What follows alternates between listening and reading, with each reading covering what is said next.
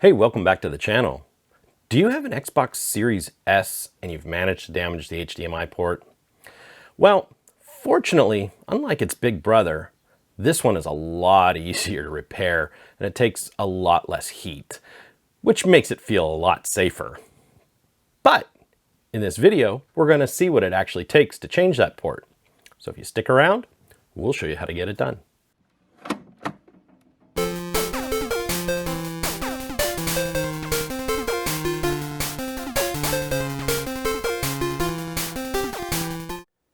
All right, on the bench today, we have an Xbox Series S. And this one came to us today because it doesn't have any HDMI video out.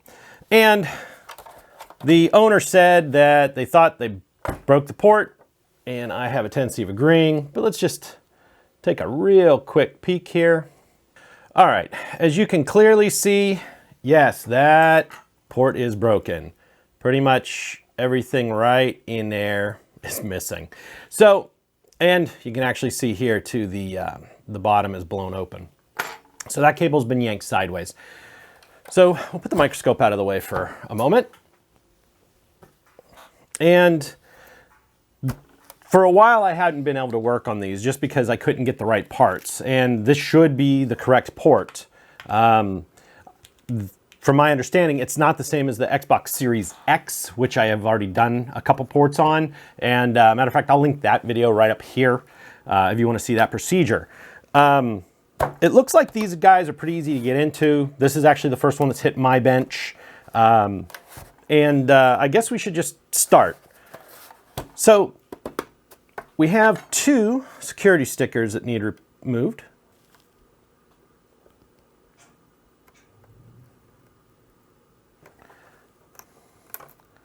And if you notice, they no longer say void on them.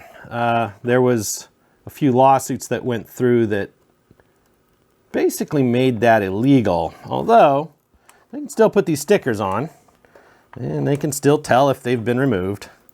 So, if you're hoping to peel these off and not get caught, well, that ain't gonna happen.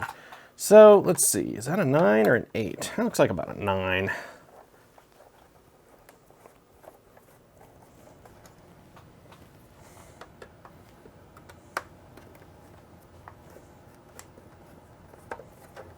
And these are no longer security screws either. They've taken the dimple out of the center, it looks like. And the bottom slides off. This is very reminiscent of an Xbox S. So, like on my last video, my screwdriver died, but we do have one with a clutch, and that's loud, but I'll hit fast forward.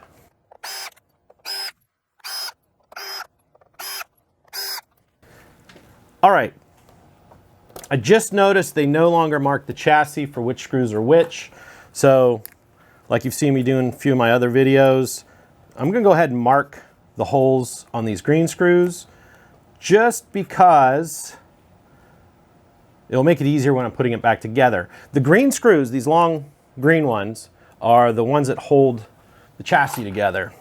So with those out of the way, we should be able to just take that out. Man, these guys are small. So go ahead and get our HDMI, or not HDMI, sorry, our Wi-Fi board off. And I only use power tools on the heavy parts, chassis screws or whatever. I prefer and I recommend to not use any kind of power tools when you're dealing with small circuit boards. They're easy to crush, and we don't want to cause these damage. And it looks like we got another little one right here. I'm not exactly sure what that is, other than it's the power switch. Might be all it is. Doesn't look like there's an antenna or anything on this particular one. A couple little transistors, some 200 series caps or resistors on there. Very, very small stuff. Set that aside. And what do we got? We got another Wi-Fi board. Okay, are these the same They are not the same. Good. We don't need to mark them.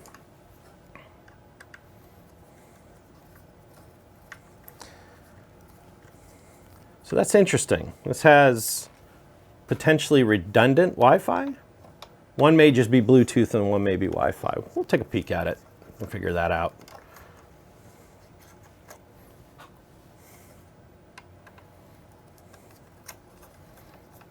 All right, knowing that we're doing an HDMI port and the board has to come the whole way out, I'm going to go ahead and take out the rest of the screws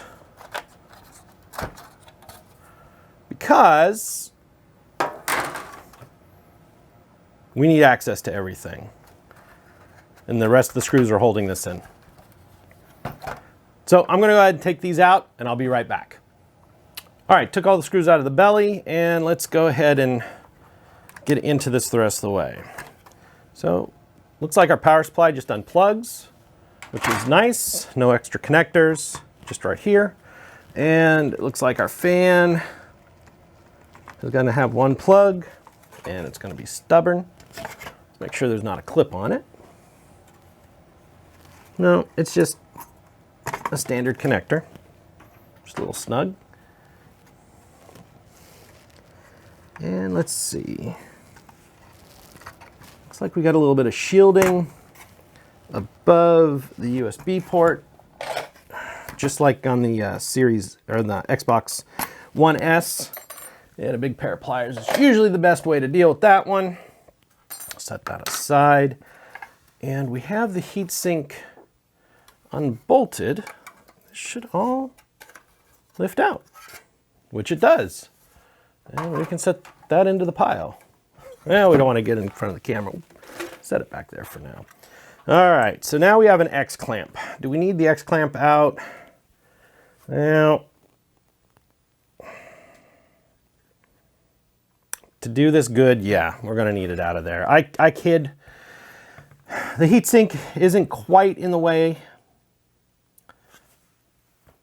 but for soldering after the fact, it'll just be easier. So let's just go ahead and take that off. I really hate disturbing these X clamps because they're kind of a pain in the butt. But if you kind of get in front of it,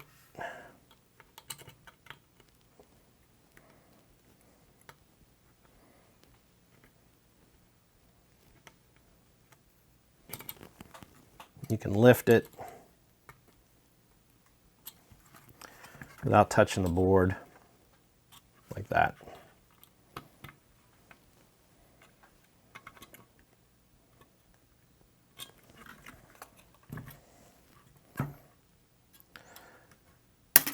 There we go.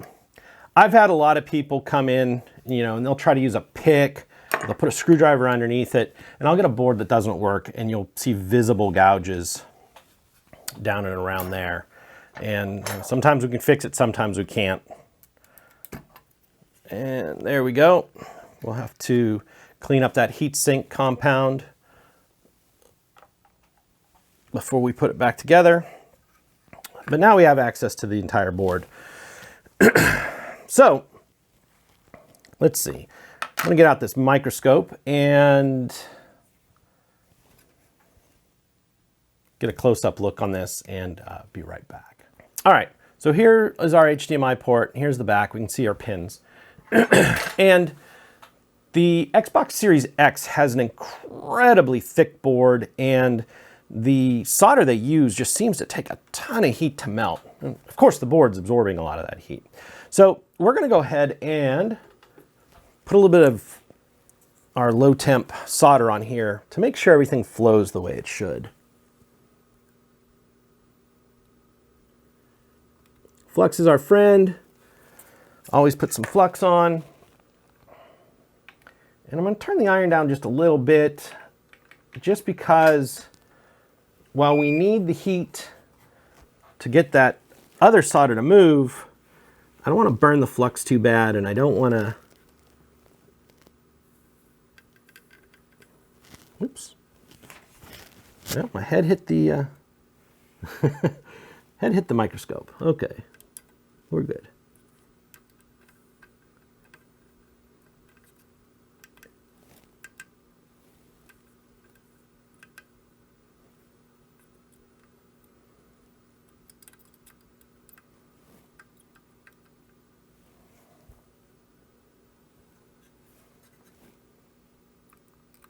There, I can see that a little better.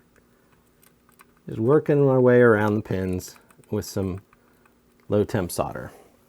That'll help get it to move afterwards. Let's get a little reposition here. All right, so here's the back side of our port.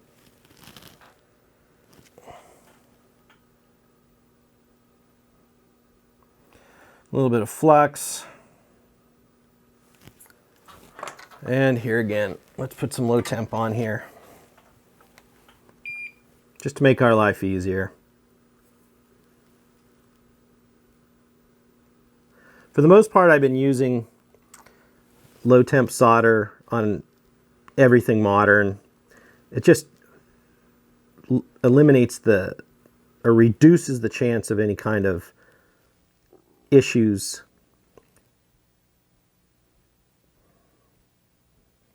on disassembly.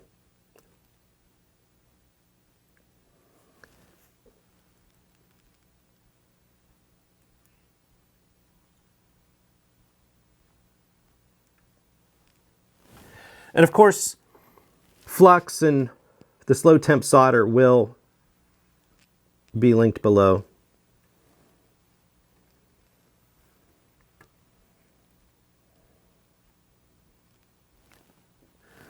And as you can see, it's taking quite a bit of heat from the tip of my iron to get it to flow down into the joint. All right, make sure that's cleaned off the tip, and we can hang that up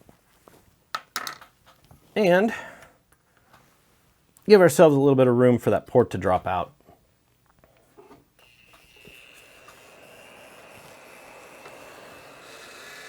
I think I got a fan that's starting to give up.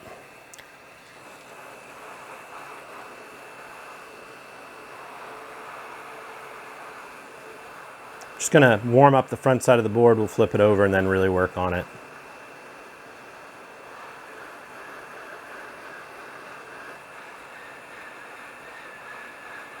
Since this board is thinner, I might turn the temperature down a little bit.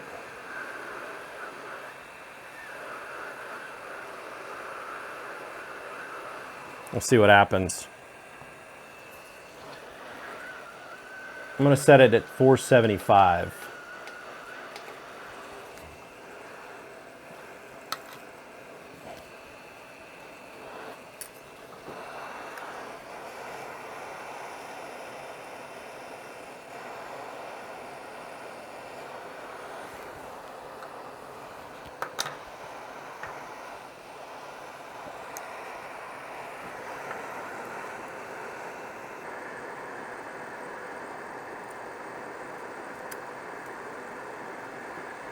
There it is. And while it's still hot, we will clear out our holes.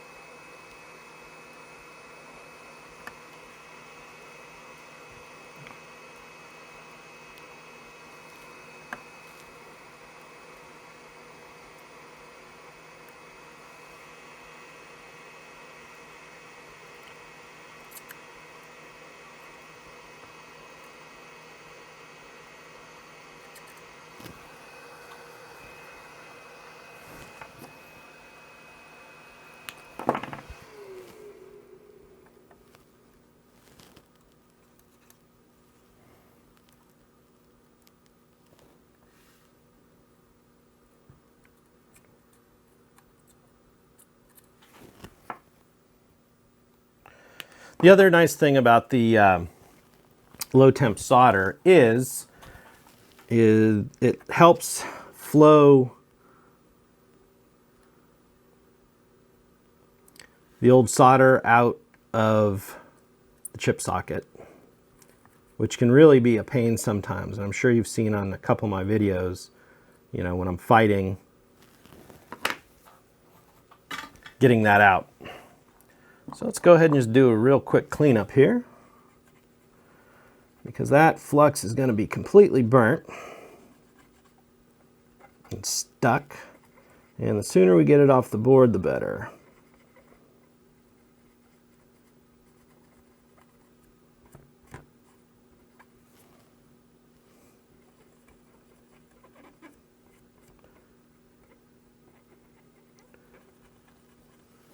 All right, looks like there's still just a little bit more solder down in that one hole, so let's get it out before we flip this over.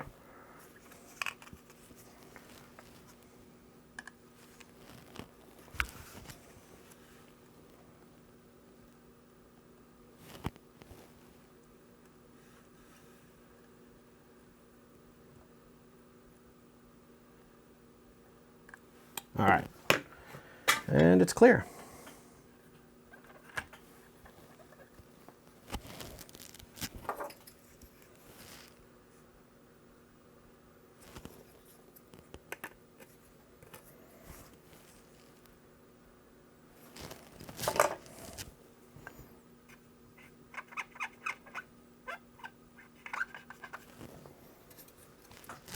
All right, so our port's out.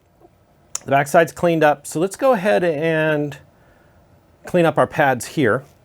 And we'll do that with flux and some desoldering braid. And then we will replace that with leaded solder, as you've seen me do in other videos. Now on this board, there's a lot of little solder points around. And you just have to be careful not to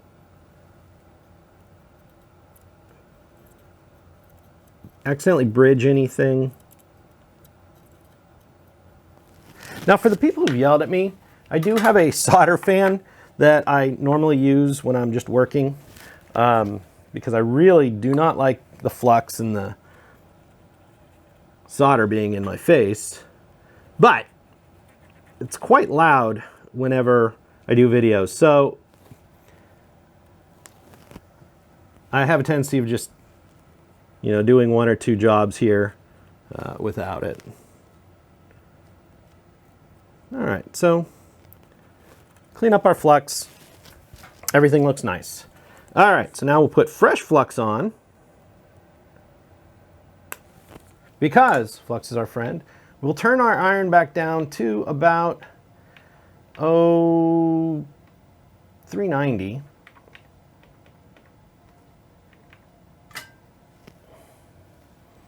And we'll use our big chisel tip like we almost always use. This is I believe it's a 1.6 millimeter chisel. And it's kind of my go-to tip anymore. It just seems to work really well. The other tip I use is this fine curved one. You can see it. This is good for getting down into these little spots. And the rest of my tips, my cones and other size chisels just kind of have gone to the side. So we want some good leaded solder.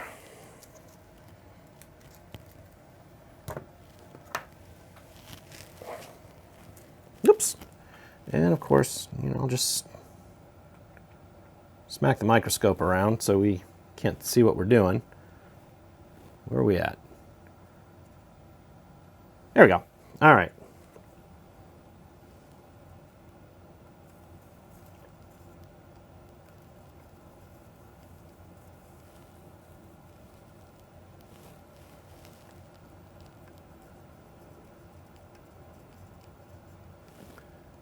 There we go. Clean off the tip real quick. And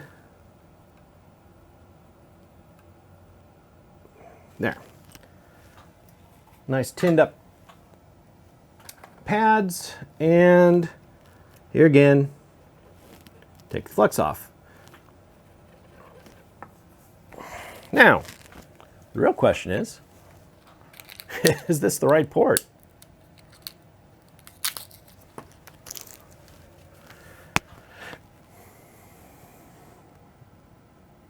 Yep, they appear to be the same port. All right, that is great.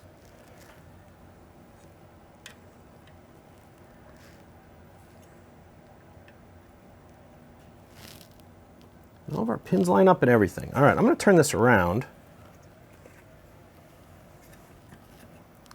And the angle may not be as good.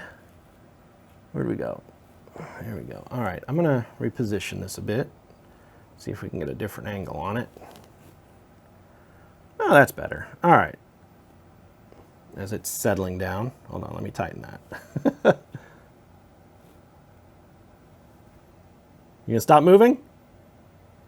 Eventually it will, I guess. All right, so since we've already tinned up those pads and everything is in alignment, we're gonna go ahead and solder that down. And we may just have to, oops, knock the port out of the board. That's okay, it wasn't soldered down yet.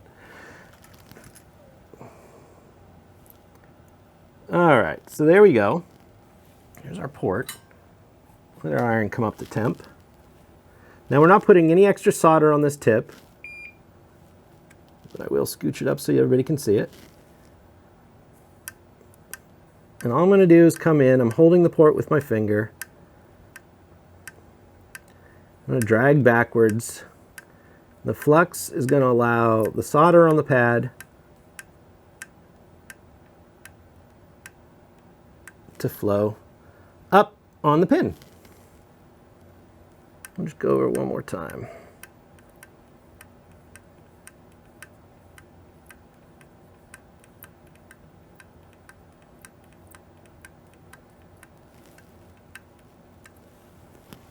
I don't know why that microscope is moving, but kind of irrelevant. So we'll just come in here and clean that up real quick. And that looks pretty good. And we can use some straight tweezers and check them. Oh, see, that one's not soldered. But they're all lined up. So what I'm going to do is I am going to go ahead and solder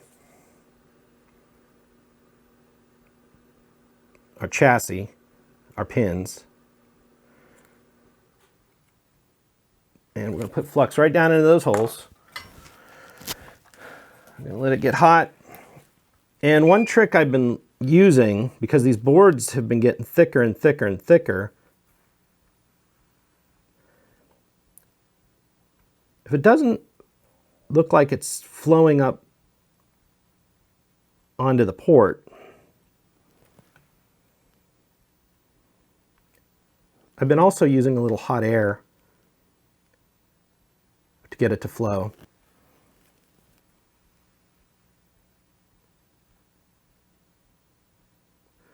But we'll check it once we flip it over.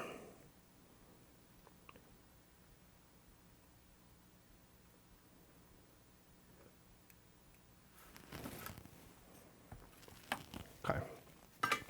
Just going to take a real quick peek.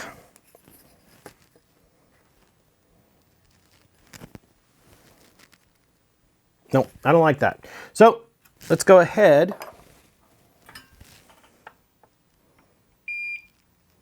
Put a little extra solder on top.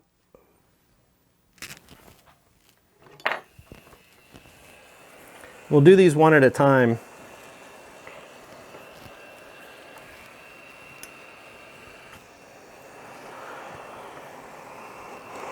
See if we can get this on camera. It's a little bit blurry, but you'll get the idea. So we're just going to go ahead and heat the board with the hot air and touch it with the soldering iron. And between the two heat sources,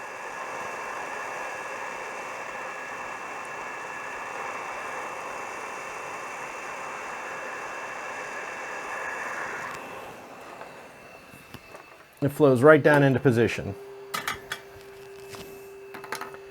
All right, let's get this microscope out of the way.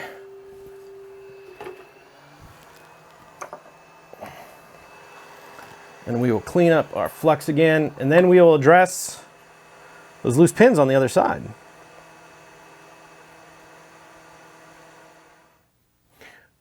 All right, I've been using this little microscope for about 2 years now, and I just figured something out. As I was trying to get a better view on these pins back here, you know, no matter what I did with the light source, as you can see, there's light here. It just seemed to not want to get brighter. And I realized that the auto contrast was kicking in because of the reflection on top of these ports. So I actually put a piece of black tape on it, and all of a sudden the board got brighter. All right, so let's go ahead and address these pins. So we're going to go ahead and put a little bit of flux on them again. Oops. And we're just going to go ahead and do them all. Okay. And make sure our tip is clean. We don't want any of the low temp solder to be on there on accident. And we are just going to put the smallest amount of solder right here on this tip. And that's almost too much. Hold on. Otherwise, we wind up bridging things. So we're just going to come in here and kiss it.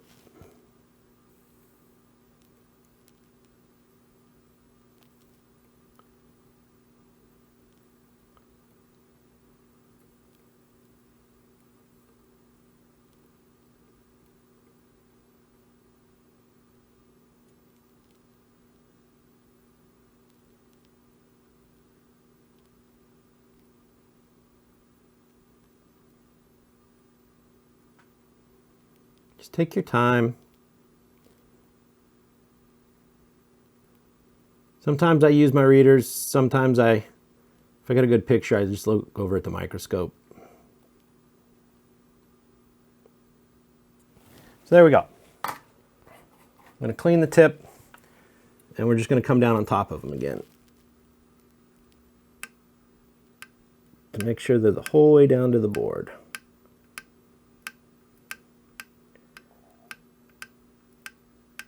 And you can see that even with a big chisel tip that bridges, several pins at once, I'm not getting bridges. And even if you get a bridge, it's not the end of the world. You can take them out. Either you can drag them out or you can use a little desoldering braid. But now you can actually see that it's kind of flowed, the solder has flown down and around the pins. So let's go ahead and get that flux off. We'll check these pins again.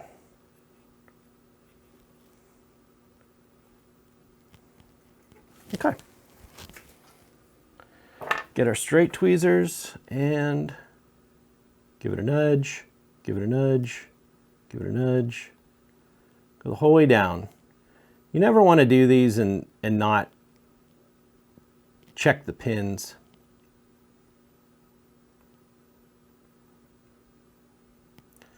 Nothing's worse than getting one back because you got a video problem after the fact. If they're soldered, you can't put a ton of pressure on them, but if you, put a few ounces of pressure on it, okay, those are all soldered. You'll know if they're solid.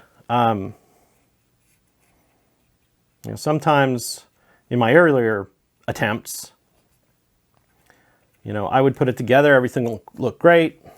Yeah, there you can see that pulling the tape just made everything dark. All right, so I'm gonna get this out of the way because we're done with it.